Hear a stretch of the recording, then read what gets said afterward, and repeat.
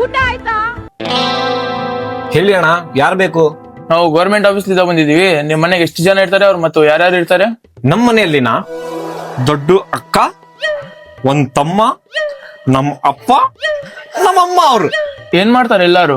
Sir, ನಮ್ಮಣ್ಣ ನಮ್ ತಂಗಿ ಓದ್ತಾ ಇದ್ದಾರೆ. ನಮ್ಮಪ್ಪ ನೋಡಿದ್ರೆ ಒಲೆ ಕೆಲಸ ಮಾಡ್ತಾನ, ನಮ್ಮಮ್ಮ ನೋಡಿದ್ರೆ ಹೌಸ್ ವೈಫ್. ಮತ್ತೆ ನೀವೇನ್ ಕೆಲಸ ಮಾಡ್ತೀರಾ? ಸರ್ ನಾನಾ ಯೂಟ್ಯೂಬರ್ ಸರ್. ಯೂಟ್ಯೂಬರಾ? ಓ, ನನಗ್ ಗೊತ್ತು ನೀನೇನು ಕೆಲ್ಸಕ್ ಬರಂಗಿಲ್ಲ. ಸರ್, ನನಗೆ ಒಂದ್ ಚಿಕ್ಕ ಹೆಲ್ಪ್ ಬೇಕು ಸರ್.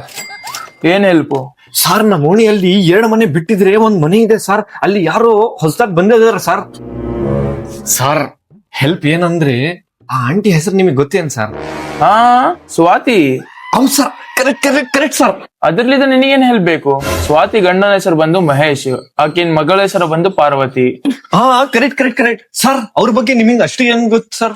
ನನಗೆ ಯಾಕೆ ಗೊತ್ತಿರಂಗಿಲ್ಲ ಗುರು, ಆಕಿ ನನ್ ತಂಗಿ. ಸರ್, ಇಲ್ಲೇ ಹೊಡಿತೀರಾ ಎಲ್ಲಾನ ಕರ್ಕೊಂಡೋಗಿ ಹೊಡಿತೀರಾ ಸರ್? ಇಲ್ಲಿ ಬೇಡ, ಜಾಗ ಕಡಿಮೆ ಇದೆ, ಸ್ವಲ್ಪ ಮುಂದೆಗಡೆ ಹೋಗಂಬ. Sir sir